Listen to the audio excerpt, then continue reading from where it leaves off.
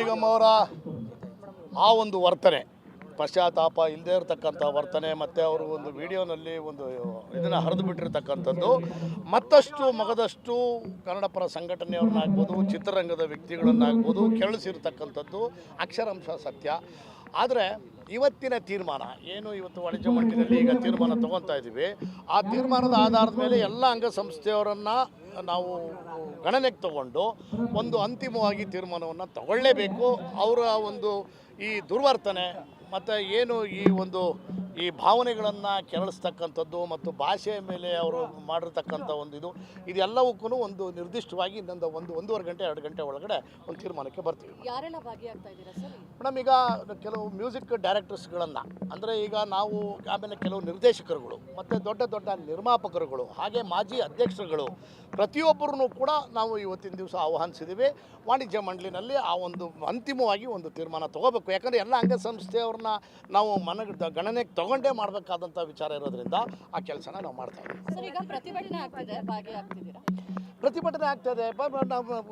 ನಾರಾಯಣಗೌಡರು ಅವರ ರಕ್ಷಣಾ ವೇದಿಕೆಯವರು ಇದು ಮಾಡಿದ್ದಾರೆ, ಬಂದಿದ್ದೀನಿ, ಬಂದು ಮಾತಾಡ್ಕೊಂಡು ಹೋಗ್ತೀವಿ, ಮತ್ತೆ ತಿರುಗಿ ಬರ್ತೀನಿ. ಸರ್, ಈಗ ಅವರ ಒಂದು ವಿಚಾರ ಏನು ಅಂತ ಹೇಳಿದ್ರೆ, ಅವರು ಸ್ಪಷ್ಟವಾಗಿ ಹೇಳಿದ್ರು, ಕನ್ನಡ ಅಂತ ವಿಚಾರ ಬಂದಾಗ ಚಿತ್ರರಂಗ ವಾಣಿಜ್ಯ ಮಂಡಳಿಯವರು ಯಾವುದೇ ನಿರ್ದಿಷ್ಟವಾದ ನಿರ್ಧಾರವನ್ನು ತಗೊಳ್ಳಲ್ಲ, ಅಡ್ಗೋಡೆ ಮೇಲೆ ದೀಪ ಇಟ್ಟವರ ರೀತಿಯಲ್ಲಿ ಆಗುತ್ತೆ. ಈ ಬಾರಿ ಆದರೂ ಅವರು ನಿರ್ದಿಷ್ಟವಾದ ಕ್ರಮಗಳನ್ನು ತಗೊಬೇಕು ಅಂತ. ಇಲ್ಲ ಮೇಡಮ್, ಅಡ್ಗೋಡೆ ಮೇಲೆ ದೀಪ ಇಡ್ತಕ್ಕಂಥ ವ್ಯವಸ್ಥೆ, ಕನ್ನಡದ ವಿಚಾರ, ಭಾಷೆಯ ವಿಚಾರ ಬಂದಾಗ ಯಾವುದೇ ರೀತಿ ಆ ಥರ ತೀರ್ಮಾನಗಳನ್ನು ತಗೊಳಕ್ಕಾಗಲ್ಲ. ನಾರಾಯಣಗೌಡರು ಪಾಪ ಅವ್ರ ಆತಂಕ ನನಗೆ ನಿನ್ನೆನೂ ಕೂಡ ಫೋನಲ್ಲಿ ಅವ್ರ ಜೊತೆಯಲ್ಲಿ ಮಾತಾಡಿದೆ. ಅವರು ತುಂಬ ವಿಚಾರದಲ್ಲಿ ಸ್ಟ್ರಿಕ್ಟ್ ಆಗಿದ್ದಾರೆ. ನಾವು ಕೂಡ ಅದನ್ನು ನಮಗೂ ಅದು ಮನವರಿಕೆ ಆಗಿದೆ. ಸೊ ಅದನ್ನು ನಾವು ವ್ಯವಸ್ಥಿತವಾಗಿ ಇವತ್ತಿನ ದಿವಸ ಈ ಮೀಟಿಂಗ್ ಏನಿದೆ, ಈ ಮೀಟಿಂಗ್ನಲ್ಲಿ ಡಿಸೈಡ್ ಮಾಡ್ತೀವಿ. ಆಮೇಲೆ ಅವರ ದುರ್ವರ್ತನೆ ಇದು ಮೊದಲನೇ ಸಾರಿ ಅಲ್ಲ.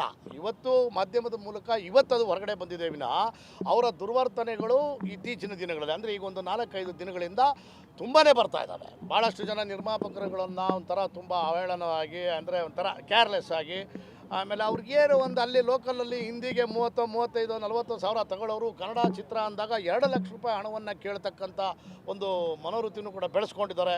ಅದರಿಂದನೂ ಕೂಡ ನಿರ್ಮಾಪಕರುಗಳು ತುಂಬ ಜನ ಕೇಳಿದ್ದಾರೆ. ನನ್ನ ಹತ್ರ ವೈಯಕ್ತಿಕವಾಗಿ ಭಾಳಷ್ಟು ಜನ ನಿರ್ಮಾಪಕರುಗಳು ಮಾತಾಡಿ, ಯಾವುದೇ ಕಾರಣಕ್ಕೂ ಇನ್ನು ಮುಂದಕ್ಕೆ ಅವರನ್ನು ನಾವು ಎಂಟರ್ಟೈನ್ ಮಾಡೋದು ಬೇಡ ಅನ್ನೋದು ಕೆಲವು ನಿರ್ಮಾಪಕರುಗಳ ಅಭಿಪ್ರಾಯ ಆಗಿದೆ. ಬಟ್ ಅದನ್ನು ನಾವು ಅಧಿಕೃತವಾಗಿ ಒಂದು ಮುದ್ರೆ ಒತ್ತಬೇಕು ಅಂದರೆ ಅದು ಮಾತೃ ಸಂಸ್ಥೆನೇ ತೀರ್ಮಾನ ತಗೋಬೇಕಾಗ್ತದೆ.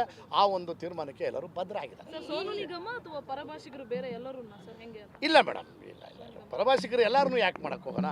ಯಾರು ಕನ್ನಡದ ಬಗ್ಗೆ ದುರ್ವರ್ತನೆ ಮಾಡ್ತಾರೆ, ಕನ್ನಡದ ಬಗ್ಗೆ ಒಂಥರ ತಾತ್ಸಾರ ತೋರಿಸ್ತಾರೆ, ಅವ್ರ ವಿರುದ್ಧ ಮಾತ್ರ ಕೆಲವು ಮ್ಯೂಸಿಕ್ ಡೈರೆಕ್ಟರ್ಸ್ ಸೋನು ನಿಗಮ್ ಹತ್ರನೇ ಹಾಡಿಸ್ತಾರೆ. ಸೋನು ನಿಗಮ್ ಹಾಡಿದ್ರೇ ಚಂದ ಅಂತ ಕೆಲವರು ಒಂದಿಷ್ಟು ಜನ ಇದ್ದಾರೆ. ಅದು ಒಂದು ಸಂದರ್ಭ ಇತ್ತು ಮೇಡಮ್. ಯಾಕಂದರೆ ಅವತ್ತಿನ ಕಾಲಕ್ಕೆ ಅವರು 40-50 ಕೊಟ್ಟಿದ್ದನ್ನು ತಗೊಂತಿದ್ರು. ಈಗ ಗೆರೆ ಹೊಡಿತಾರೆ, 2 ಲಕ್ಷ ಬೇಕು, 3 ಲಕ್ಷ ಬೇಕು ಅಂತ. ಸೊ ಆ ಥರದ ಇದಕ್ಕೆ ವರ್ತನೆಗಳಿಗೆ ನಮ್ಮ ನಿರ್ಮಾಪಕರಾಗಲಿ ನಿರ್ದೇಶಕರುಗಳಾಗಲಿ ಯಾರೂ ಕೂಡ ರೆಡಿ ಇಲ್ಲ. ಆಮೇಲೆ ತುಂಬ ಜನ ಬೇಸತ್ತಿದ್ದಾರೆ. ಅದನ್ನು ದುರ್ವರ್ತನೆ ಇದು ಒಂದೇ ಅಲ್ಲ, ಹೇಳಿದ್ನಲ್ಲ ಮೇಡಮ್, ಇನ್ನೂ ತುಂಬ ಇದ್ದಾವೆ. ಅದನ್ನು ಹಂತವಾಗಿ ಎಲ್ಲವೂ ನಿಮಗೆ ನಿಧಾನಕ್ಕೆ ಗೊತ್ತಾಗ್ತದೆ. ಸರ್, ಈಗ ಕೆಲವು ಸಿನಿಮಾದಲ್ಲಿ ಆಲ್ರೆಡಿ ಹಾಡಿರ್ತಾರೆ, ರಿಲೀಸಿಗೆ ರೆಡಿ ಆಗಿರುತ್ತೆ, ಅಂಥದ್ದು ಏನು ಡಿಸಿಷನ್? ಮೇಡಮ್, ಅವ್ನು ಏನು ಮಾಡೋಕ್ಕಾಗಲ್ಲ ಮೇಡಮ್. ಯಾಕಂದರೆ ಅದು ಆಲ್ರೆಡಿ ಅವರು ಹಾಡಿರೋದ್ರಿಂದ ಮತ್ತೆ ಇನ್ನೊಂದು ಸಾರಿ ಅದನ್ನು ಇದು ಮಾಡೋಕ್ಕಾಗಲ್ಲ. ಬಟ್ ಇನ್ನೊಂದು ಹೊಸದಾಗಿ ಯಾರು ಆ ಒಂದು ಇದಕ್ಕೆ ಪ್ರಕ್ರಿಯೆ ಕೈ ಹಾಕ್ತಾರೆ ಅವ್ರನ್ನ ತಡೆಗಟ್ಟಬಹುದು. ಸರ್, ಕ್ಷಮೆ ಕೇಳಿದ್ದಾರೆ. ಆ ವಿಡಿಯೋದಲ್ಲೂ ಕೂಡ ಒಂಥರ ಉದ್ಧಟತನ, ಒಂಥರ ಅಹಂಕಾರ ಕಾಣಿಸ್ತಾ. ಅದನ್ನ ಕ್ಷಮೆ ಅಂತ ನಿಮ್ಮ ಮಾಧ್ಯಮದವ್ರಿಗೆ ಅನಿಸ್ತಾ? ಯಾರಿಗೂ ಅನ್ಸಿಲ್ಲ, ಅನ್ಸಕ್ಕೆ ಸಾಧ್ಯವೂ ಇಲ್ಲ. ಅವರು ಕ್ಷಮೆ ಅಂತ ಕೇಳಿಲ್ಲ, ಪಶ್ಚಾತ್ತಾಪ ಇಲ್ಲ ಅವ್ರಿಗೆ. ಒಂಥರ ಕುಹುಕುವಾಗಿ, ಏನೋ ಒಂಥರ ಕೇರ್ಲೆಸ್ ಆಗಿ, ಆಮೇಲೆ ಗುಂಡಾಗಳು ಅಂತಾರೆ.